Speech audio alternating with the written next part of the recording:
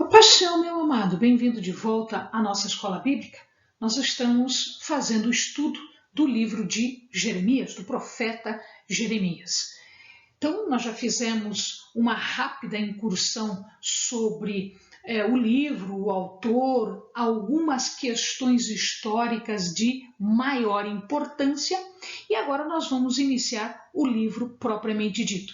Então, pega a sua Bíblia, pega o seu caderno de estudos para o Senhor. Pede a Ele discernimento, entendimento, conhecimento, sabedoria. Pede a Ele proteção, para que nós possamos desvendar dos seus mistérios. O livro de Jeremias, ele fala muito acerca da aliança. Ele está centrado naquela noção de aliança que era trazida pelo Velho Testamento e aquela aliança que foi realizada com o povo de Deus lá no Sinai. Israel era o povo escolhido, o herdeiro das bênçãos de Deus. Deus separou, escolheu, preparou este povo. E então existiam duas questões importantes aqui.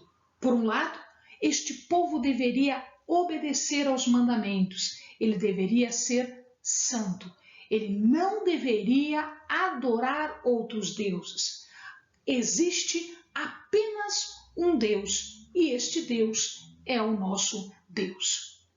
Por este lado, Deus sendo adorado, sendo levado em obediência, glorificado, abençoaria o povo com prosperidade e com segurança. Esta era a aliança. A aliança no Sinai segue os tratados, os padrões de tratados de antigamente entre governantes e vassalos.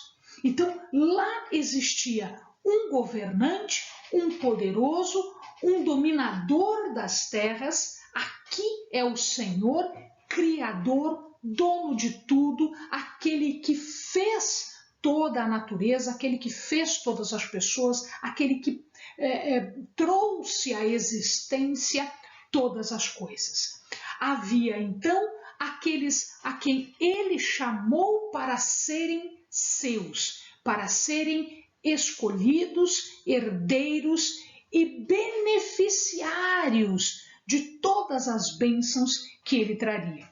Então, esse tratado, ele apresentava o Deus, assim como os tratados daquela época apresentavam o governante, apresentavam as pessoas, dizia nesse tratado as bênçãos ou tudo aquilo que o governante fez ou faria pelo povo. É o que está colocado aqui no tratado, no Pacto do Sinai ou na Aliança do Sinai, as exigências que são a obediência e a adoração incondicional e tudo que vem em decorrência desta obediência. Caso falhasse, o que seria colocado? Ele seria denunciado, ou seja, haveria uma denúncia desse tratado e quem fez o corte, quem descumpriu o tratado, quem quebrou o tratado, seria então punido. Então, este era a razão central, esta era a visão que o povo deveria ter e que Jeremias traz no seu livro. O povo, ao contrário do que ele deveria fazer com base na aliança, ele se torna rebelde, ele se torna desobediente, ele se torna idólatra, ele se torna de uma forma tão mesquinha e tão fora da realidade que ele se afasta do Deus poderoso e se larga para os falsos deuses, para falsas profecias, para a luxúria, para o pecado, pela idolatria. Os profetas foram levados ao seu ministério. Deus levanta profetas e esses profetas pré-exílicos, ou seja, antes do exílio da Assíria e antes do exílio da Babilônia, eles são levantados exatamente para falar desta necessidade, da necessidade de um arrependimento. Porque se não houver arrependimento, o pacto será levado adiante. E no pacto está escrito que quem quebrar o pacto deverá arcar com as consequências. Então, o que eles estão dizendo aqui? Voltem atrás, se arrependam, voltem para Deus, ou o pacto será levado adiante. Porque Deus até agora abençoou, Deus até agora protegeu, Deus até agora beneficiou, deu prosperidade e segurança. Se vocês não voltarem, então as consequências serão aquelas previstas no pacto. O pacto é esse ensino de Jeremias, é o que está no núcleo, no centro do livro de Jeremias, porque ele foi um profeta pré-exílico, inclusive ele viveu a época em que a Babilônia levou as pessoas para a cidade de Babilônia, levou as pessoas para o exílio, para o cativeiro. Israel foi escolhido por Deus. Deus deliberadamente escolheu Israel. Deliberadamente ele adotou Israel. Ele fez uma aliança de graça soberana, porque Deus é soberano. E ele fez isso por graça, por amor, para um povo que ele queria ver redimido e abençoado. Esta aliança exigia santidade. Esta aliança exigia obediência. Esta aliança exigia do povo, em troca das bênçãos, exigia uma adoração incondicional ao único Deus. Mas eles se deixaram levar, eles se deixaram perverter, eles se rebelaram contra este Deus magnânimo, santo, soberano e gracioso. A apostasia é o resultado disso. E o resultado da apostasia foi a devastação. A devastação que ia acontecer.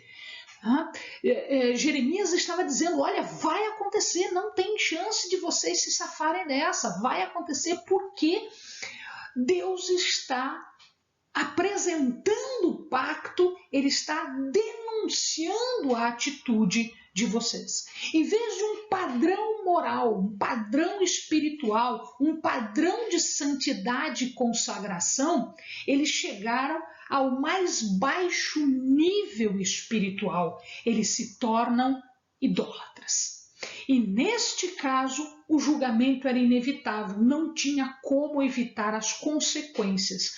Nós temos que assumir as consequências dos nossos atos. Nós fomos avisados, nós fizemos um pacto, nós aceitamos as bênçãos do Senhor, com base num comportamento de santidade e consagração, e agora nós nos rebelamos. Portanto, nós temos que aceitar o resultado da nossa ação rebelde e da nossa ação idólatra.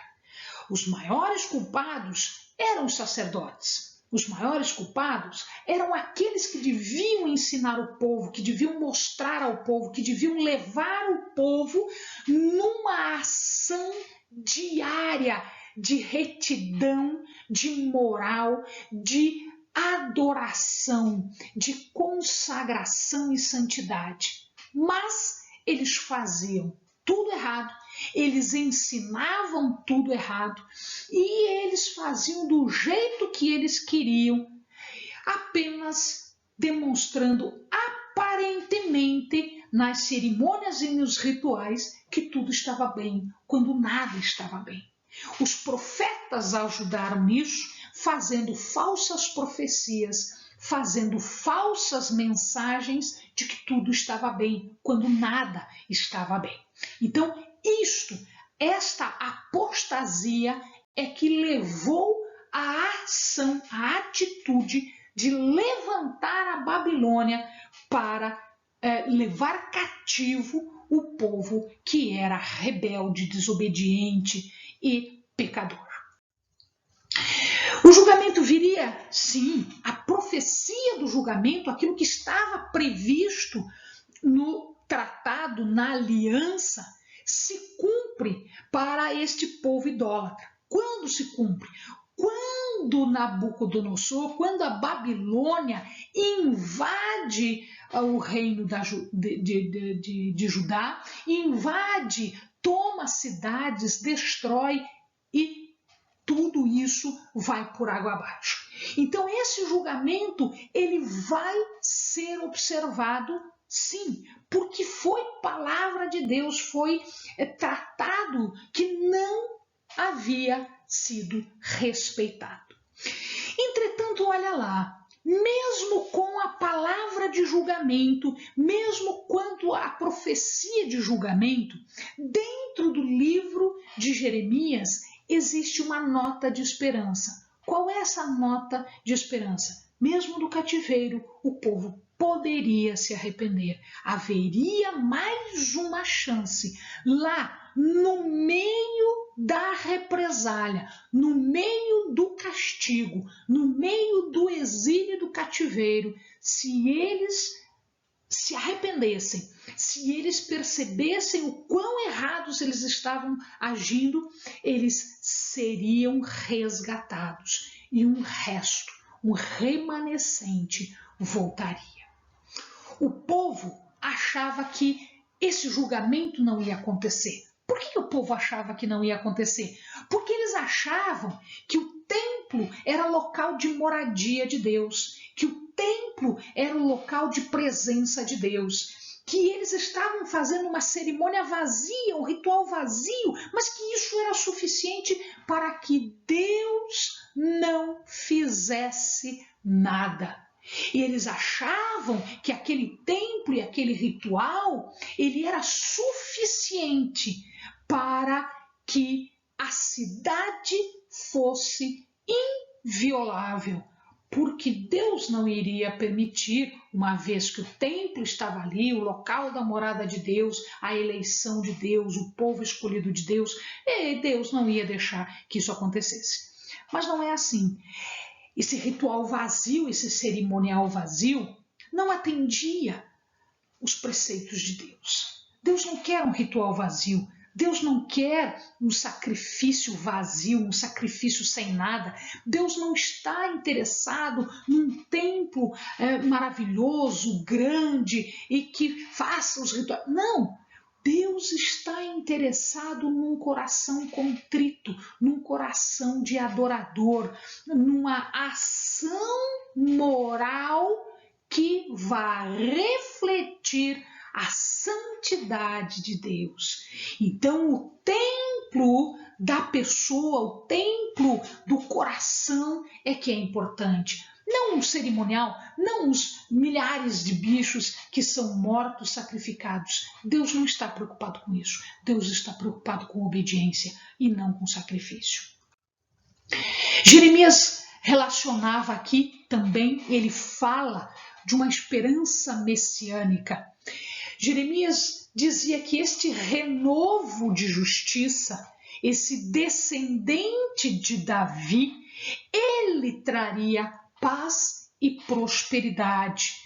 E esta paz e essa prosperidade seria bênção para uma nação. Qualquer nação? Não. Para uma nação arrependida, uma nação purificada, uma nação que passou pelo cadinho do exílio, passou pela provação do exílio na Babilônia.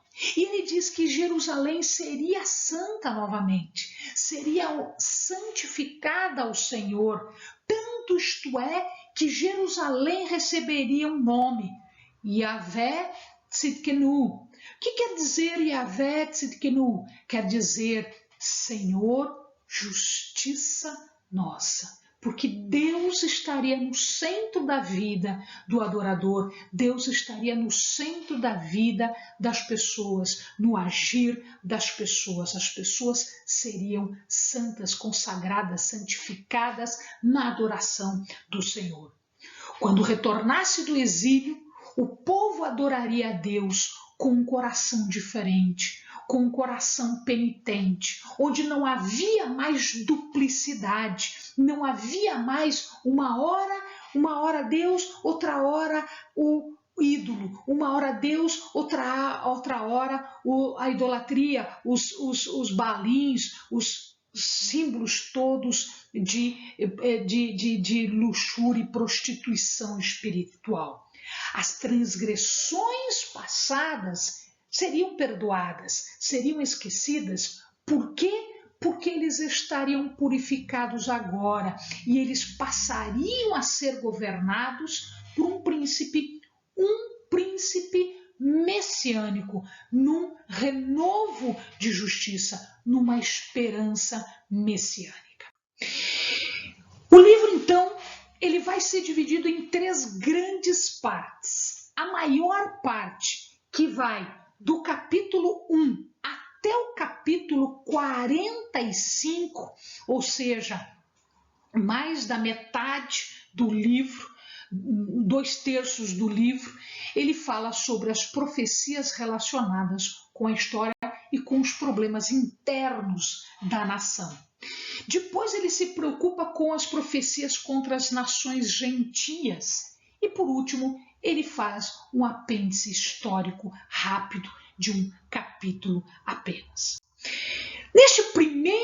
Nessa primeira parte, que vai até o capítulo 45, nós podemos ver algumas subdivisões que nós iniciaremos o estudo no vídeo seguinte, próximo vídeo.